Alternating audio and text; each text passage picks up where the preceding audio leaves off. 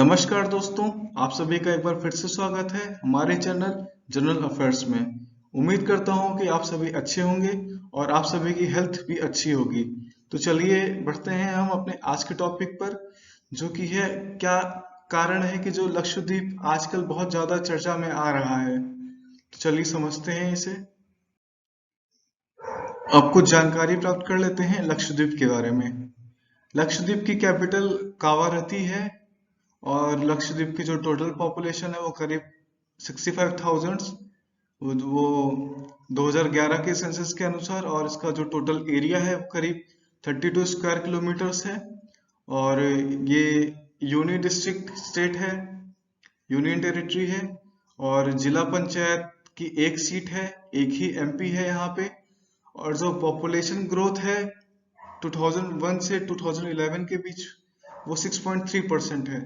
ये आप लक्षद्वीप का मैप देख सकते हैं, और इसकी जो कोचीन पोर्ट है वहां से जो डिस्टेंस है वो भी आप देख सकते हैं।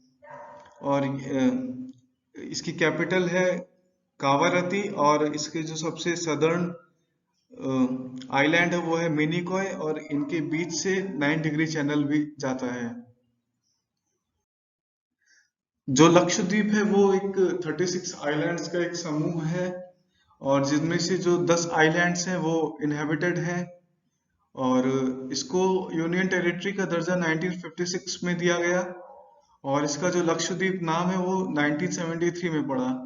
लक्षद्वीप का मतलब है कि 100,000 द्वीप्स। लक्ष का जो संस्कृत अर्थ है वो 100,000 है, और इसका यहाँ का जो जुरिस्डिक्शन है वो केरला हाई कोर्ट के अंदर आता है। और ये इंडिया का सबसे स्मॉलेस्ट यूनियन टेरिटरी है। यहाँ के लोग दो लैंग्वेज बोलते हैं, मलयालम और दिवेही। इसमें है कि जो सबसे सदर्न मोस्ट आइलैंड है वो मालदीव्स के करीब पड़ता है, तो वहाँ की जो लैंग्वेज है वो मालदीव्स की लैंग्वेज जैसी है, और वो दिवेही है। बाकी जो आइलैंड्स है वहाँ पे मलयालम बोली जाती है। और यहाँ की जो पॉपुलेशन है उसमें 96% मुस्लिम्स हैं, और 94.8% शेड्यूल्ड ट्राइब्स हैं। और यहाँ पे एक लोकसभा एमपी है, जैसा कि मैंने आपको पिछली स्लाइड में बताया। तो अब चलते हैं जो चर्चा है उसके तरफ। तो इस चर्चा को जानने के लिए हम दो लोगों को जान लेते हैं। पहले हैं प्रफुल्ल खोड़ा पटेल, जो कि अभी करंट एडमिनिस्ट्रेटर हैं दादरा एंड नगर हवेली के, और इनको एक्स्ट्रा चार्ज दिया गया है यूनियन टेरिटरी लक्षद्वीप का। ये farmer home minister of Gujarat भी रह चुके हैं। और दूसरे हैं जो प्रफुल्ल खोड़ा पटेल से पहले जो एडमिनिस्ट्रेटर थे लक्षद्वीप के, वो दिनेश्वर शर्मा, जिनका दिसंबर में देहांत हो गया था। ये एक रिटायर्ड आईपीएस ऑफिसर थे। ये डायरेक्टर भी रह चुके हैं आईबी के, जो कि हाईएस्ट पोस्ट है इंडिया में आईपीएस के लिए। तो जो चर्चा है, जो कारण है, वो बेसिकली है कि कुछ नए बिल्स पास करने की बात कही जा रही है लक्षद्वीप में। कुछ रीजंस हैं कि इसको मालदीव जैसा टूरिस्ट स्पॉट बनाने का। और तो चलिए हम पहले डिस्कस कर लेते हैं कि जो बिल्स हैं उनके बारे में। पहला है लक्षद्वीप एनिमल प्रिजर्वेशन रेगुलेशन। इसके अंतर्गत जो है कि जो स्लॉटर है काऊ, काफ, बुल और बुफेलो पे, उसको बैन कर दिया गया है। और उसको अगर जो लोग करना चाहते हैं उनको एक परमिशन लेनी पड़ेगी, एक सर्टिफिकेट लेना पड़ेगा, लाइसेंस है।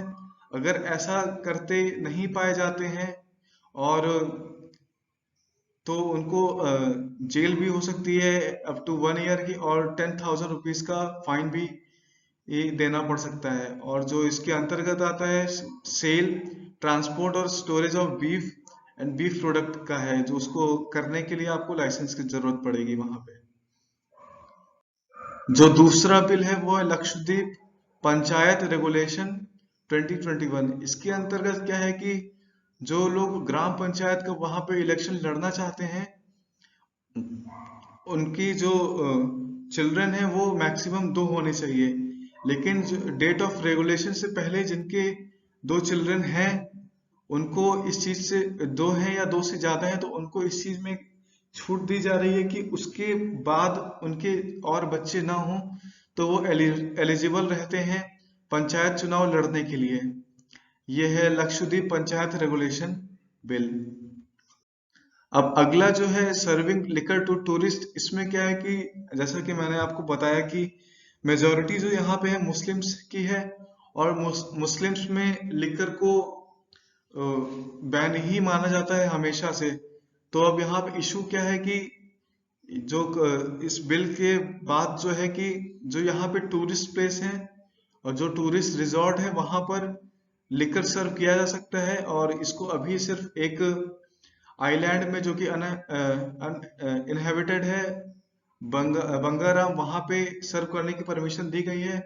और यहाँ के कलेक्टर ने भी बताया कि जो लिकर परमिट किया गया है वो सिर्फ टूरिस्ट के लिए परमिट किया गया है, लोकल्स के लिए उसे परमिट नहीं किया गया है। अब देख लेते हैं अगला, लक्षद्वीप डेवलपमेंट अथॉरिटी रेगुलेशन, या इसको शॉर्ट में LDAR भी बोलते हैं। इसका जो मेन पर्पज है कि लक्षद्वीप को एक अच्छे टूरिस्ट स्पॉट और वेल प्लान्ड एरिया के जैसे बनाने की, यहाँ पे हाईवे और अदर स्पॉट्स भी बनाने की तैयारी है, जिससे यहाँ पे टूरिस्ट जैसी चीजों को थोड़ा बढ़ावा दिया जा सके। लेकिन इससे क्या असर पड़ता है कि यहाँ के जो लोगों की कल्चर है, और ये छोटे छोटे आइलैंड्स हैं, तो वहाँ पे इनको थोड़ा दिक्कत हो सकती है, और जो यहाँ पे डेंसिटी है वो भी काफी ज्यादा है अगर हम बात करें, तो इस वजह से भी इसको थोड़ा अपोजिशन का सामना करना पड़ रहा है इस बिल को। अब अगला देखते हैं prevention of anti social activities regulation. तो इसके अंतर्गत क्या है, इसको गुंडा एक्ट भी बोलते हैं। इसमें क्या है कि जो पुलिस है वो किसी भी को भी पकड़ सकती है और किसी भी मैटर के अंतर्गत, और इसमें है कि 6 मंथ्स टू 1 ईयर की उन्हें जेल हो सकती है विदाउट लीगल रिप्रेजेंटेशन के।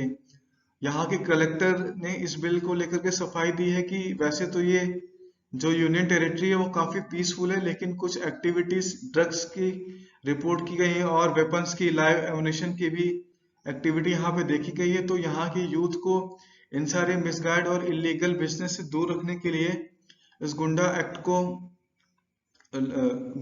एक्ट जो कि अभी बिल है उसको लाया गया है, और ये भी एक प्रोटेस्ट का विषय है ये बिल भी। एक और जो प्रोटेस्ट का कारण बताया जा रहा है वो है कि कोविड-19 केसेस में बहुत ज्यादा बढ़ोतरी हुई है, और लक्षद्वीप में जो मेडिकल फैसिलिटी है वो बहुत ज्यादा अच्छी नहीं है। पहले जो लक्षद्वीप में जाने के जो रूल्स हुआ करते थे कि लोगों को जिन्हें जाना होता था वो पहले कोच्चि में क्वारंटीन होते थे 14 दिन के लिए, फिर लक्षद्वीप जाने के बाद 14 दिन के लिए क्वारंटीन होना पड़ता था, और पिछले 1 साल तक वहां पे कोई भी केसेस नहीं थे। लेकिन इस रूल्स में बाद में चेंजेस किए गए कि अगर किसी की RT-PCR रिपोर्ट जो है वो 48 आवर्स के अंदर नेगेटिव आ गई है तो उसे लक्षद्वीप जाने की परमिशन मिल सकती है, और इसकी वजह से वहां पे काफी ज्यादा केसेस, करीब 7,000 केसेस हो गए और 28 डेथ्स भी हो गई। ये भी एक कारण बताया जा रहा है वहां पे प्रोटेस्ट का।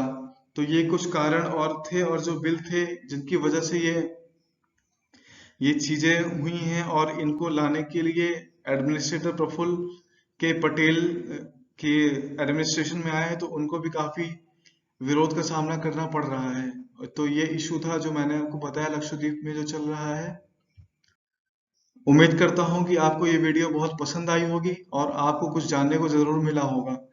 तो हमें सपोर्ट करने के लिए लाइक, शेयर, कमेंट और सब्सक्राइब जरूर करें।